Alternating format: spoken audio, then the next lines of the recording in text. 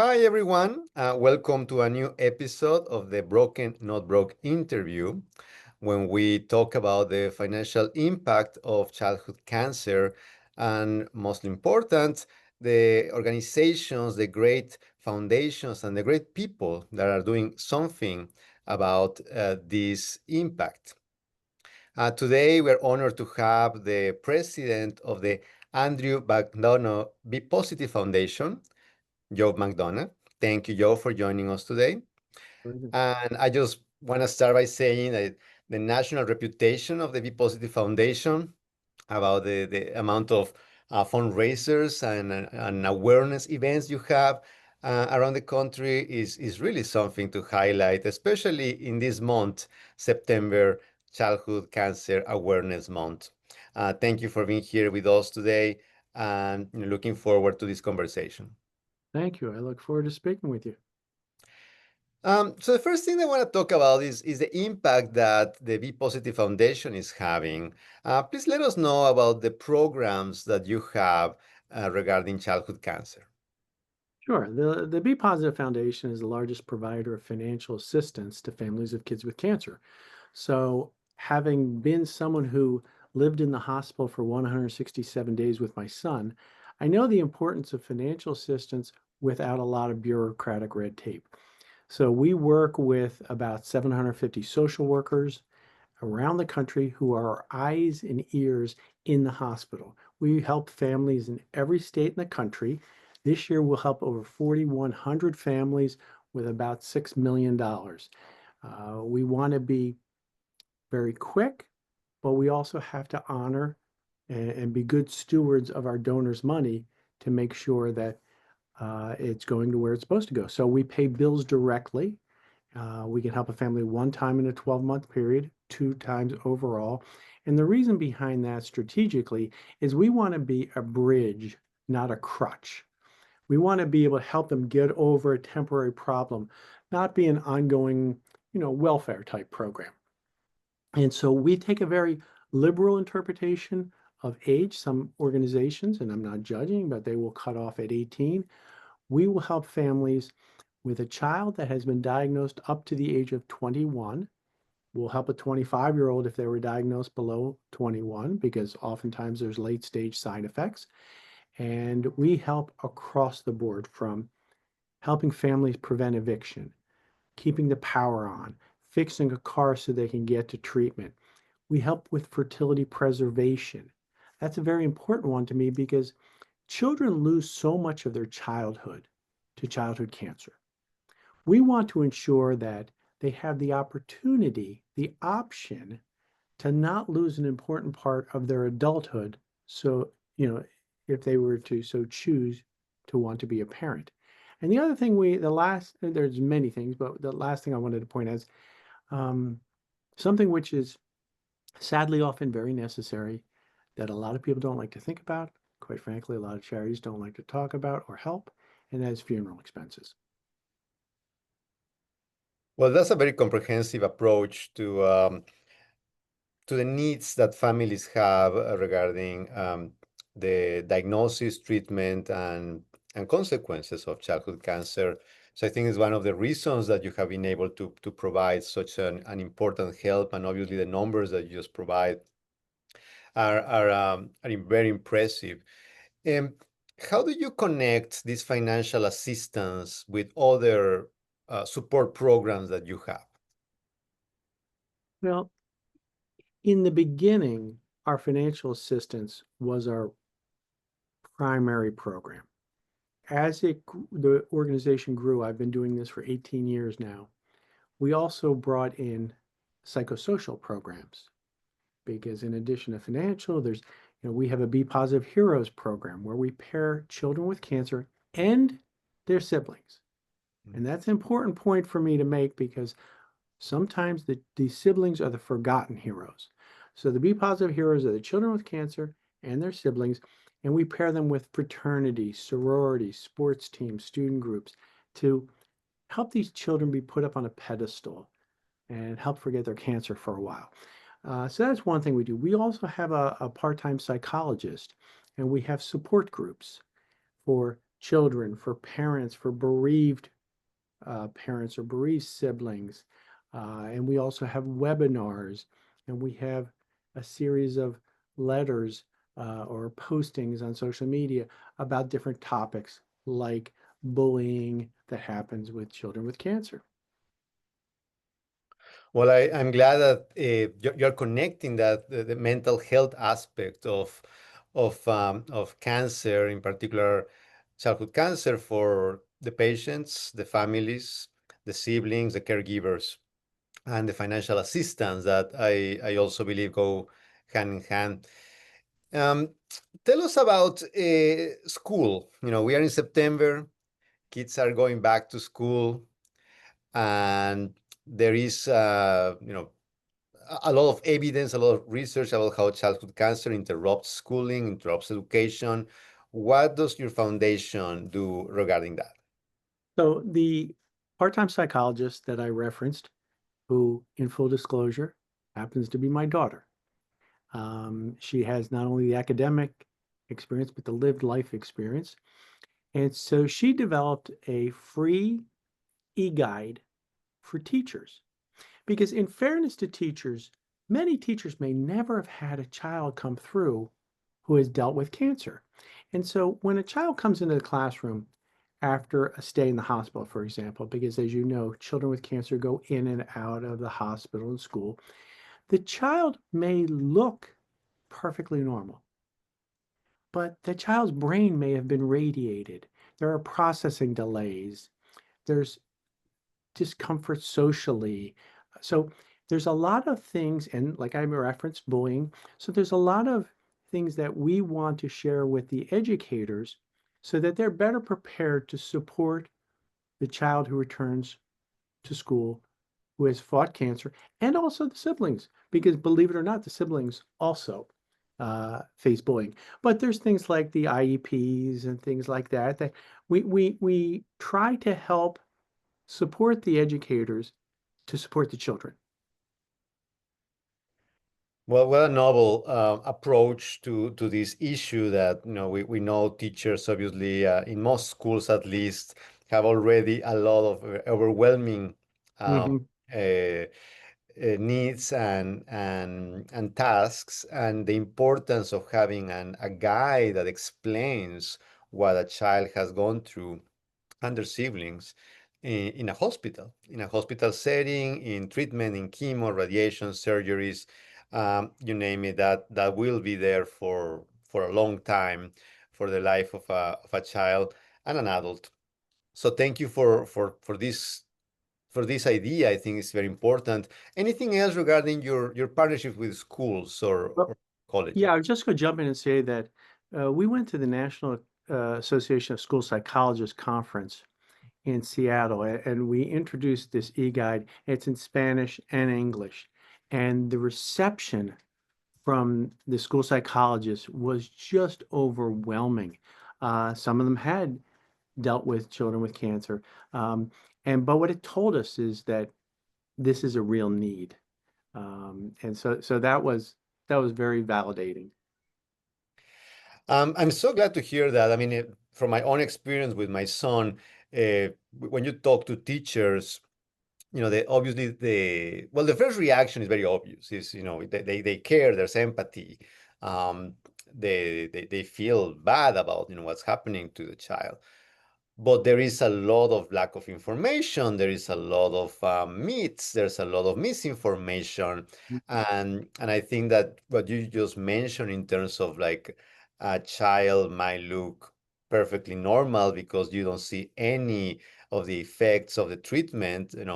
Cases where the hair has grown back, etc. And it requires a lot more information, requires a lot more preparation, and I think this e-guide is just such an important development. So thank you to the Be Positive Foundation for giving this to the teachers. I'm sure I'm gonna download it and share it in my school.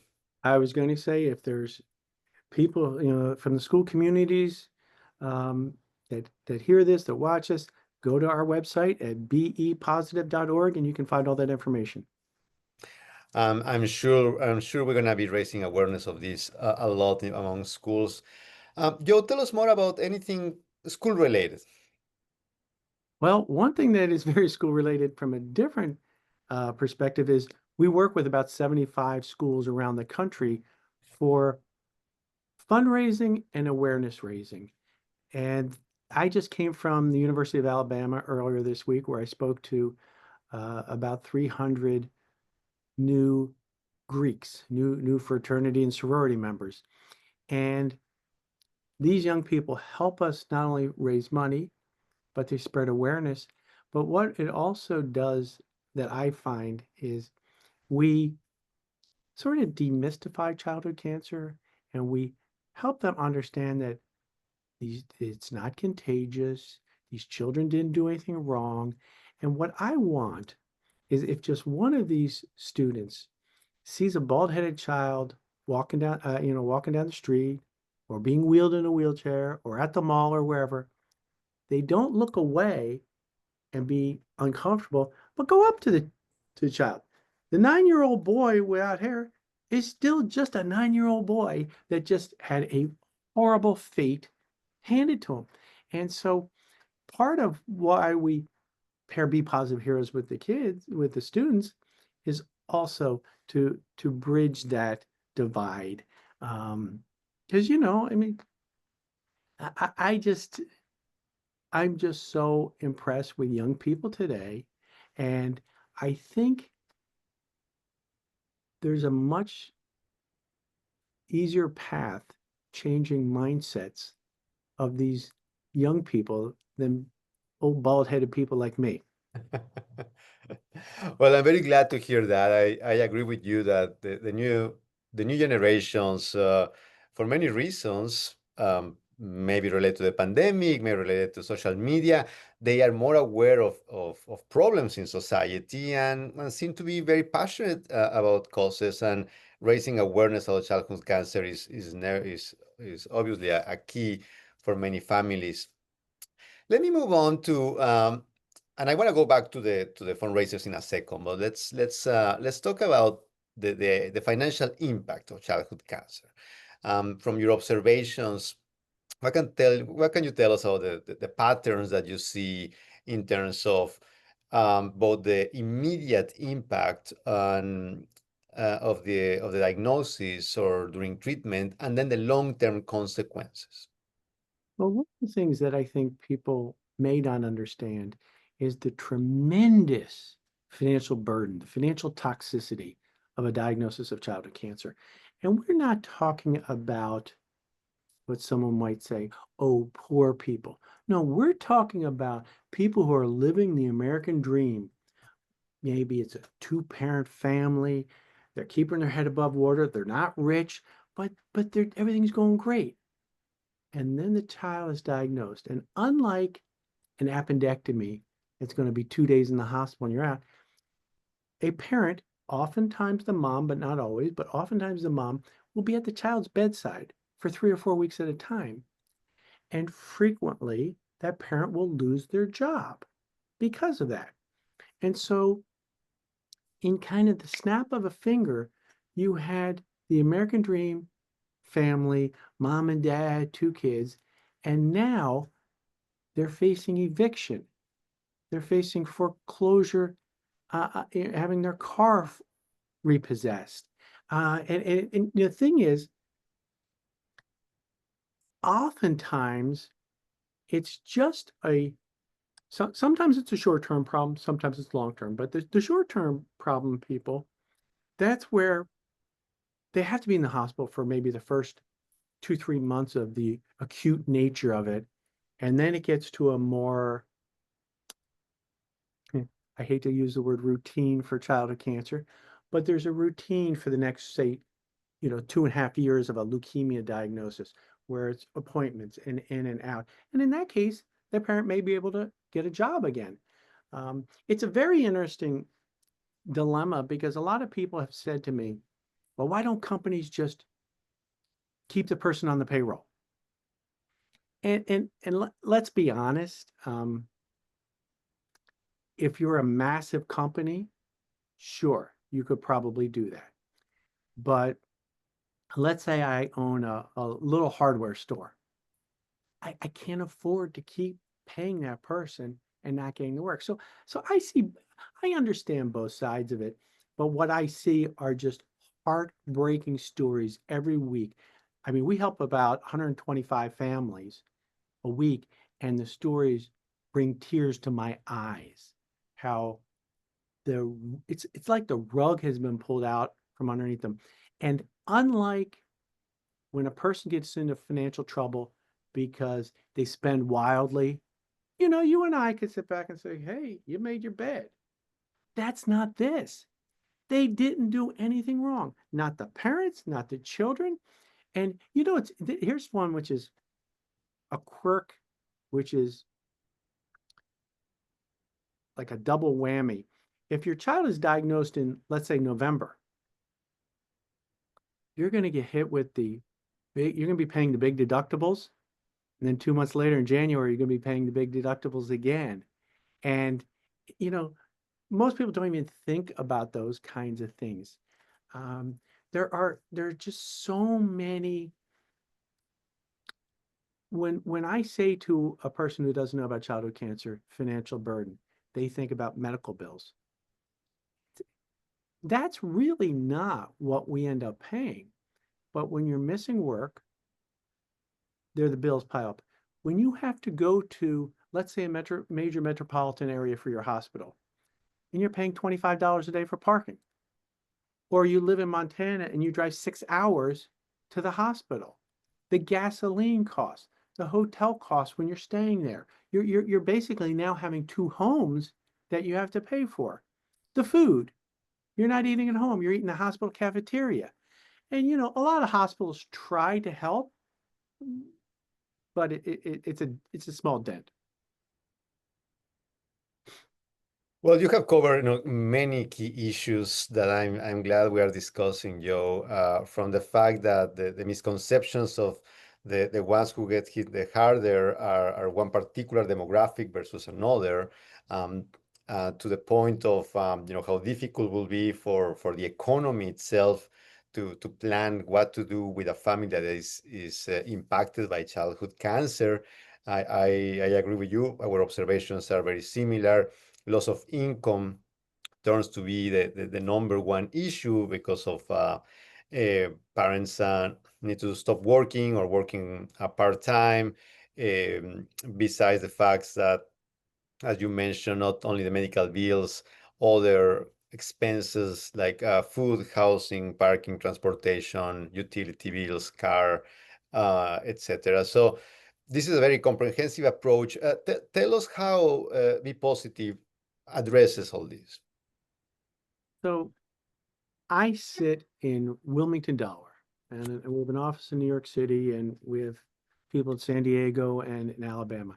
But I can't determine whether a family is trustworthy in San Antonio, Texas. And that's why we have a partnership with social workers.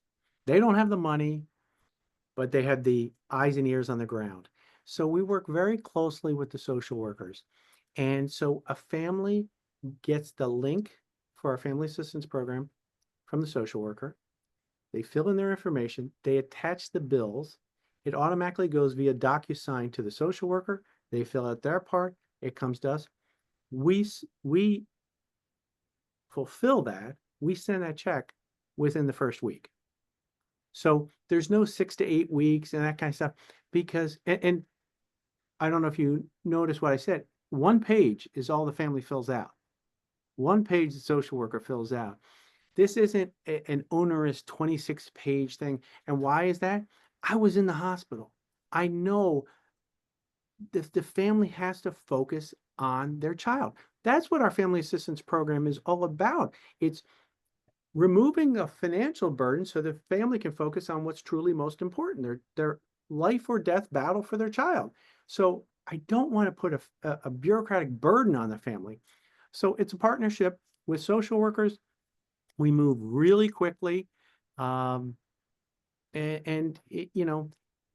We see heartbreaking letters and emails on the way in. and we see the most beautiful videos and thank yous, um, and the stories we hear from the families. From I sent a check to out for a family one time, and this was years ago, and they hadn't really articulated all the background, but I got a thank you note afterwards, and the dad said, "Thank you for covering a 2-week paycheck for me. This was the last 2 weeks of my daughter's life. You allowed me to be here and make memories with my daughter for the last 2 weeks of her life." I mean, I was in tears.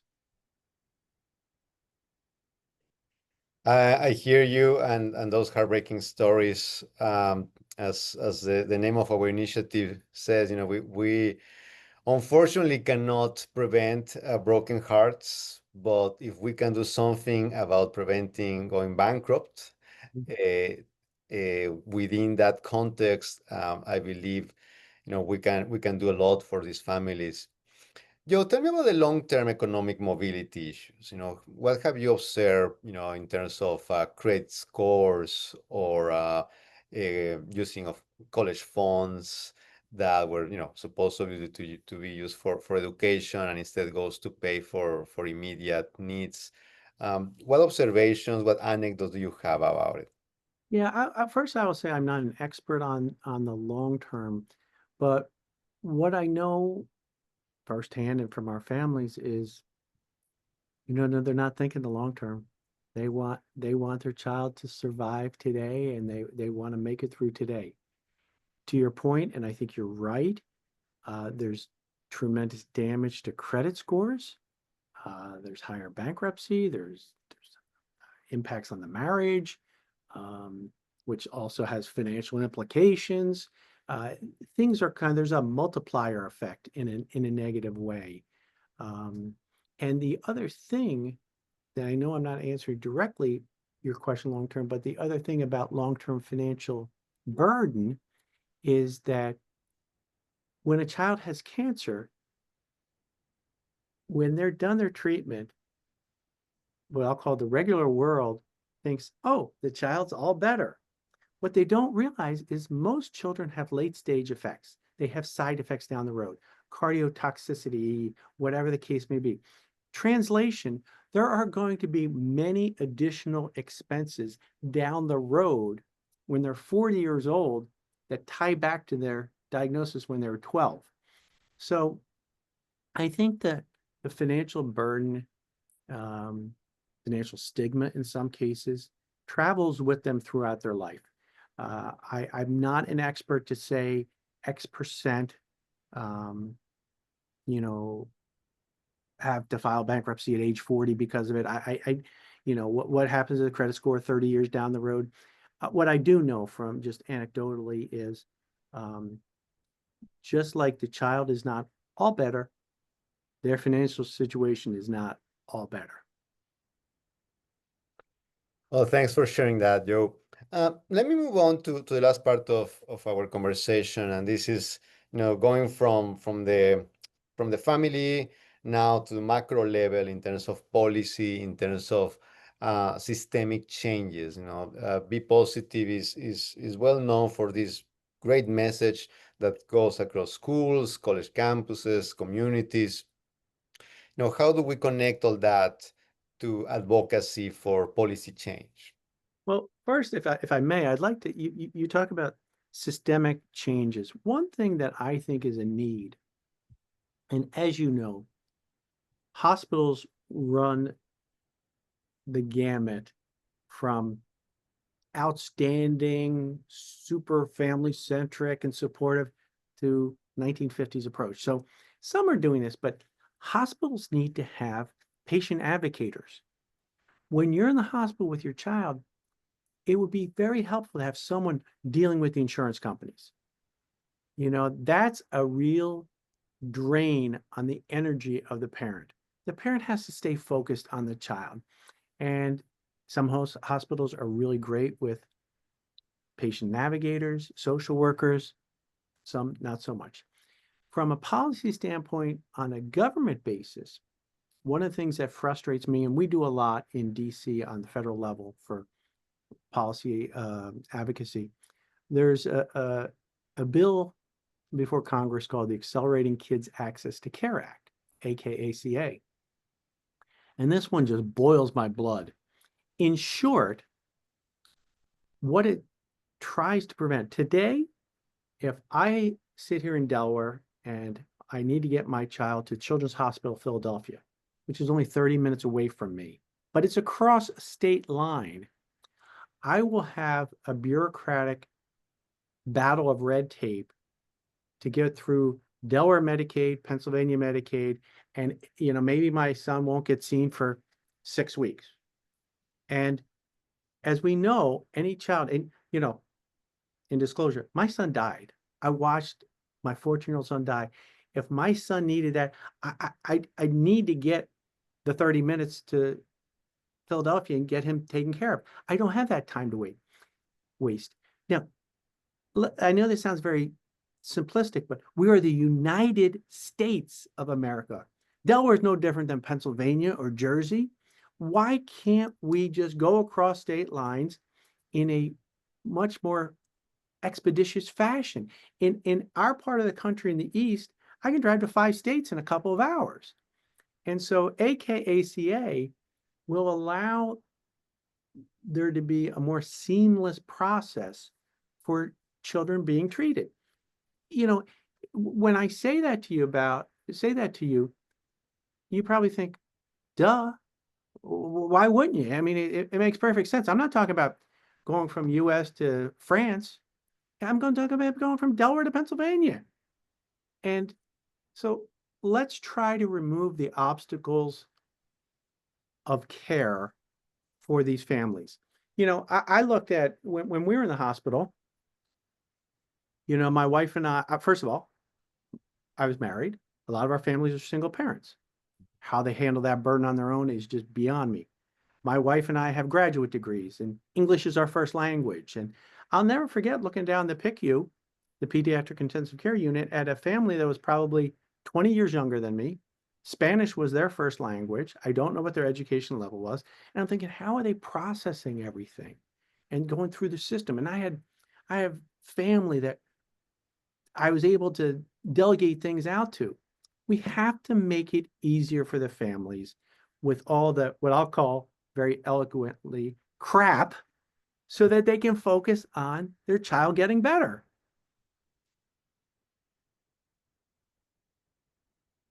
And I couldn't agree more. if I could say one more thing, you had asked about the schools and all the people we work with.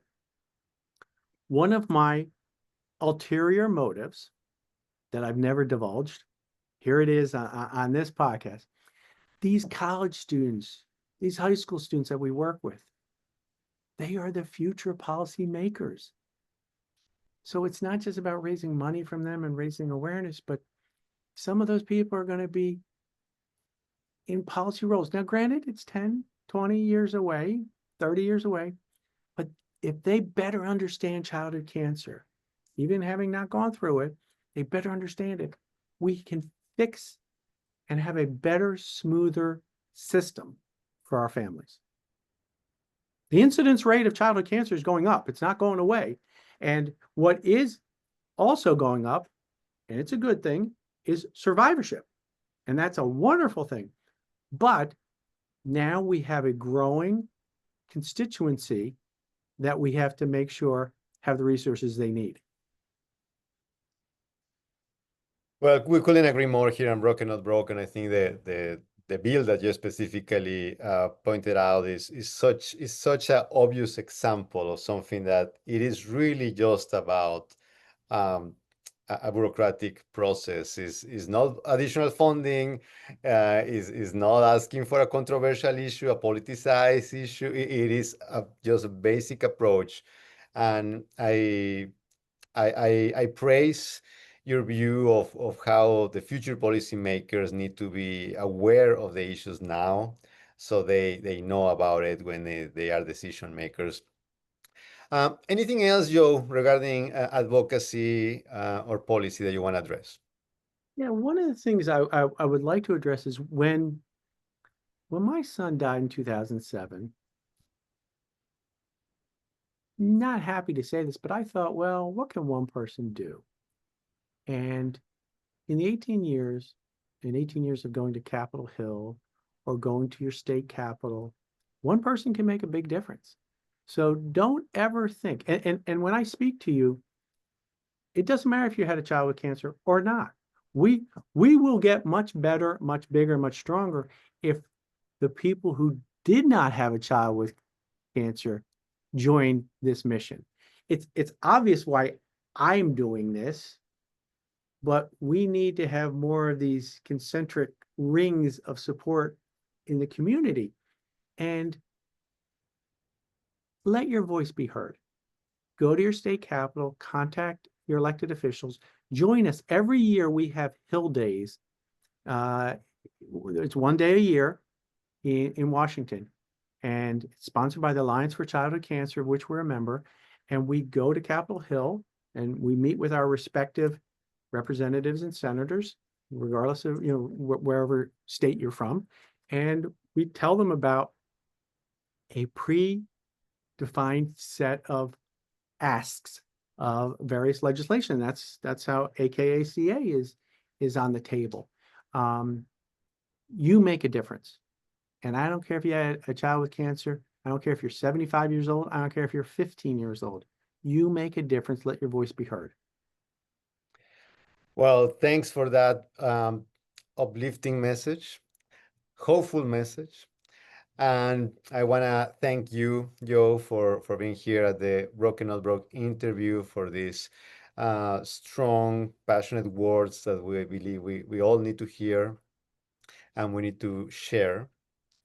Um, your connections with schools, I think, is such a really visionary way to think of supporting this cause, and obviously the amount of funds and support you're giving to families is something to praise. Congratulations to you, to your staff, to everyone who has made this possible at the Andrew McDonough Be Positive Foundation. And to everyone who is watching this podcast, please visit the website, bepositive.org, and learn about this cause, donate if you can. And obviously, if you need support, that's another way to learn how to get it. Um, Being Childhood Cancer Awareness Month in September, I like to say, there's many organizations that support this cause. If you want to find one in particular, you can visit brokenNotbroke.org. We facilitate access to that information. Find the one that you believe want to support. Find a lot if you can support, and if not, make sure that you learn about this very, very important aspect of the financial toxicity of childhood cancer. Thank you, everyone, for listening. Thank you, Joe, to you and everybody at the foundation. You're welcome.